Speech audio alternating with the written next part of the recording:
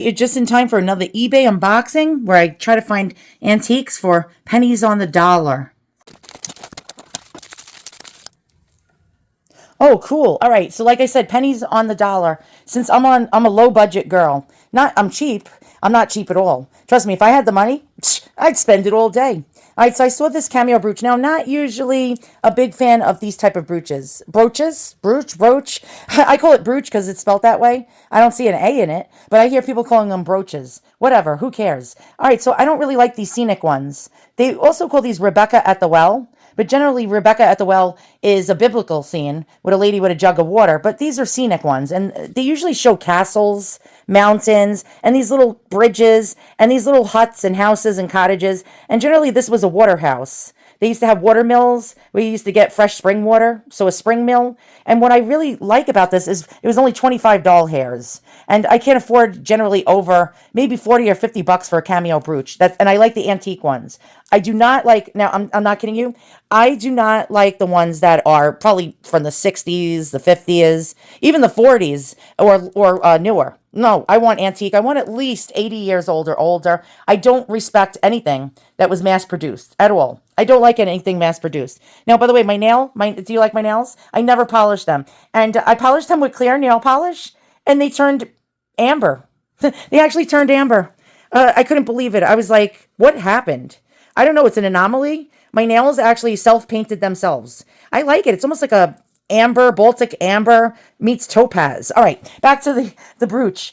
So generally, of course, I'm not going to be able to afford 14 carat solid gold ones. And a lot of these sometimes will surprise you. They're not marked with any kind of gold, and they're sometimes very low carat gold, like 9 carat, 10 carat. But in this case, I don't think that we have a gold one. We might have a pinchback or a rolled gold one.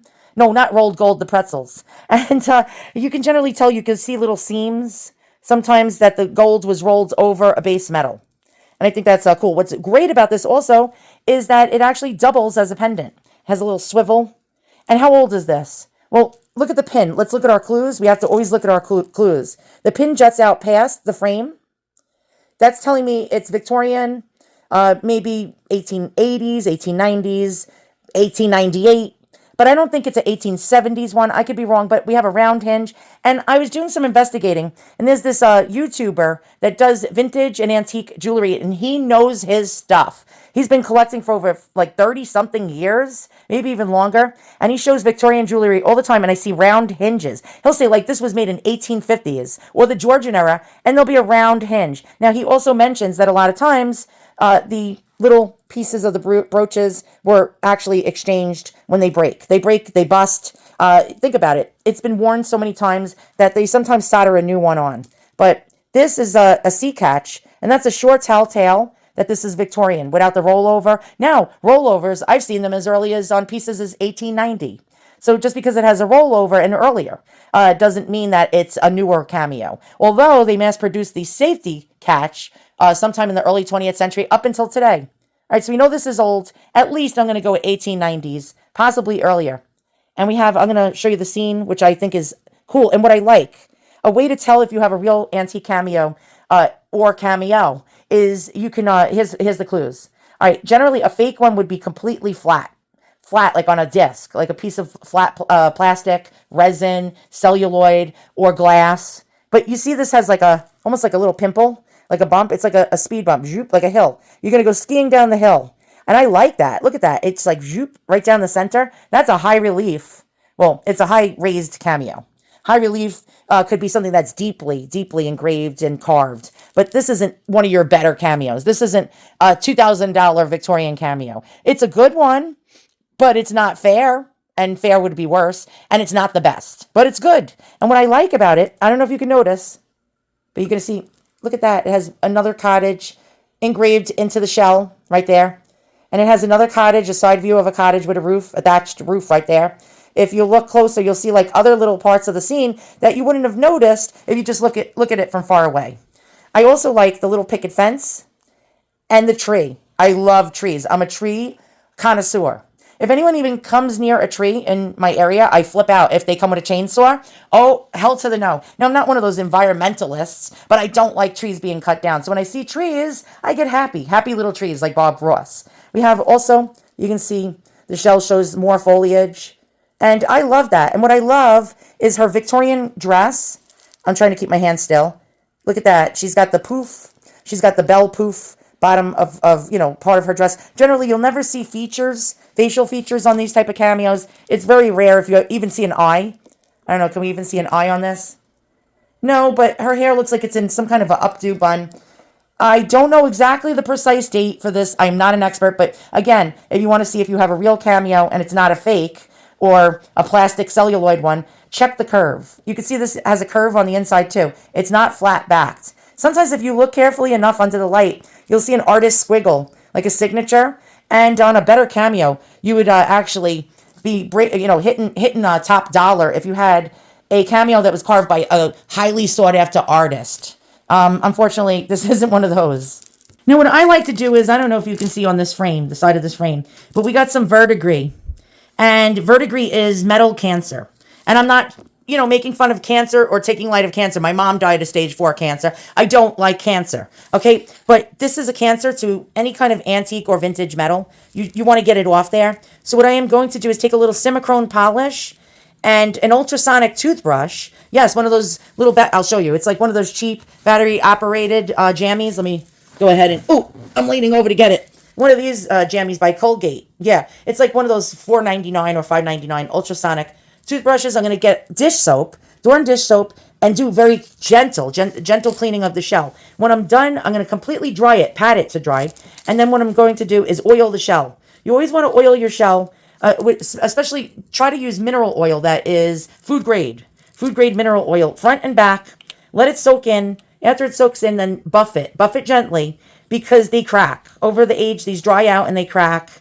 I really don't even recommend washing the cameo with water and soap. But if it's really grody, like we see here, we got dirt in the details. We want to get the dirt out of the details. Unless this is the natural part or coloring of the shell. Whoever did this did a nice job. Again, it's not one of your really better cameos. But for $25 hairs, I did good. And don't think I'll do as well in the near future on something like this. Generally, I don't recommend you even taking the patina off of an old piece, because patina is what gives it its character. But again, if you see the green monster, you really want to get it off as best as you can, because that green monster will spread to the rest of the metal and it will eat away at it until there's no metal left. And we do not want that to happen with our cameo brooch or any of our jewelry. Really fast, because a lot of you don't have the attention span. You want to get something soft. You don't want to do this on a granite countertop because you're going to destroy your item. You want to get the Simichrome. I highly recommend this polish and polishing paste. It's not that abrasive, and it works on all metals. Gold, silver, copper, brass, you name it. Chrome, stainless steel, nickel, nickel plate, silver plate. It's great for everything. You want to get a polishing cloth. You get these. It's a suede polishing cloth. You get these on Amazon for really cheap, and a buffing side.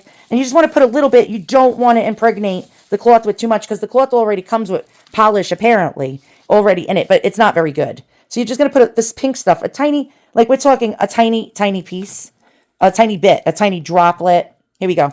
And I'm just going to go around the frame gently. I'm going to dab whatever polish I have over here so it gets into the verdigris. You can use Q-tips as well, which actually might be recommended for smaller areas. But I'm just going to go around this very gently as possible. You might not even be able to remove this verdigris, which, oh, wow, okay. You just want to go around there gently. Don't rub too hard. You'll crack your shell. And do this for the whole entire frame and go around it a couple of times until your cloth is clear of the black and the green schmutz. I call it schmutz. And you're just going to keep rubbing back and forth. You see, look, the cloth is still black in the area. So I'm just going to do one more. I'm going to look for clean spots on my rag and just keep on doing this until whatever side I'm working on comes back with nothing. And we still got something. And as you can see, this is very monotonous and very long process. I'm going to also show you how to oil your shell and how to clean your cameo gently without damaging it. And look, we still got schmutz. Really, really fast, I just want to show you. I worked on just this one area, and we had a lot of that verdigris. And if you notice, it's coming off, and I think we have real gold. Boys and girls, I think this is a low carat gold. Wow, okay, so I just did this area also. As you can see, it's getting very shiny. 9 karat gold has a very low percentage of gold, only 30-something%. So you might see some kind of like copper or something coming through from the base metal. And that's why, like, it can fool a lot of sellers, because they list the Cameo as gold filled or rolled gold, or, you know what I mean, like brass. And it's generally, a lot of these were unmarked. So it's pretty cool when you get yourself a 9K or 10K piece. Now I just want to show you, look how much shinier that is compared to that, which looked like nasty brass. But it's turning out to be 9K. All right, so next, I didn't even buff it yet. Look how shiny the metal is. All right, next you just want to get a little soapy water. Dawn dish detergent, and a slight, like, don't press hard on the Cameo. Just give it a light, like, brush down, like, very gently, and on the back side as well, and just rinse it with cool water. Not boiling hot, not ice cold. Rinse it off, pat it to dry, and we're going to oil it. All right, so after you clean your shell gently, look how shiny. Do you see this? This was $25. And now you want to get the mineral oil, and then you're going to buff it. You're going to let it soak, and you're going to lightly buff it to a shine.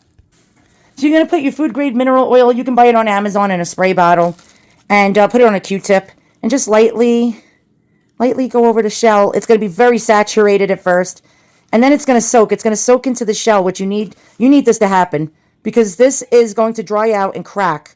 If you get a cracked Cameo, you're going to have a problem, because cracked Cameos don't have as much value. Especially a fair or mediocre one, that's it. It's a toast. There's no value to it at all if it's just a fair or mediocre. If it's a rare Cameo that you don't see very many of those, it won't be too big of a problem. So we're going to let this soak, and you'll see the detail more. You'll see the detail of the little cottages. And, all right, I'm going to get on the back. It's very slippery. And you just want to get in there nice and give it a nice little dusting, light dusting of oil. Then you're going to let it soak. I let it soak for like 5 or 10 minutes. And it's like thirsty, you know, something that lived in the sea, the shell. So it needs its moisture. It needs it. All right, so we're going to leave this on for about 5 minutes, and I'll be back. All right, I let it sit for about 5 or 10 minutes. I'm just going to get in there with a microfiber towel. Gently. We're not going to push. We're not going to press. We're not going to, like, manhandle this. We're just going to get in there and just rub it in there good. Rub it in there good. And it's going to give your shell a nice shine. Do you see the nice, beautiful shine? And then I'm just going to go over it with my microfiber towel and just give it a buff. And I'm not pressing hard. I'm not pressing down on it. A light surface touch. And I'm just going to go around and buff my shell and get that oil distributed nice and evenly. And you can see how shiny this is now. Now I just want to dry, like, I got a little oil around the edges of the Cameo. And it's a little slippery, so I just want to dry the frame. Just going to go around and dry the frame. And then I'm going to come back and I'm going to show you the finished product. So I wanted to show you on a snow backdrop. Look how shiny it is. And look how clean. It's nice and beautiful. And so this $25 Cameo, if I was to sell it, I wouldn't sell it for less than 10 times the price. $250 to $400. And I tested it. It is 9-carat rose gold. As a matter of fact, it could probably even fetch as much as $500. Really quite cool. This is a nice large one. Thank you so much for watching. I'll see you guys all on the next Cameo reveal video. By the way, how to tell you have also a real Cameo is turn it around and hold it up to the light. And if you see through it, now this isn't always a foolproof way, but if you see the portrait through it, yep, and it's curved and it's not flat, you can see we have this raised area. Yep, you do have a genuine carved shell Cameo. Thanks for watching, and I'll see you guys on the next treasure hunt.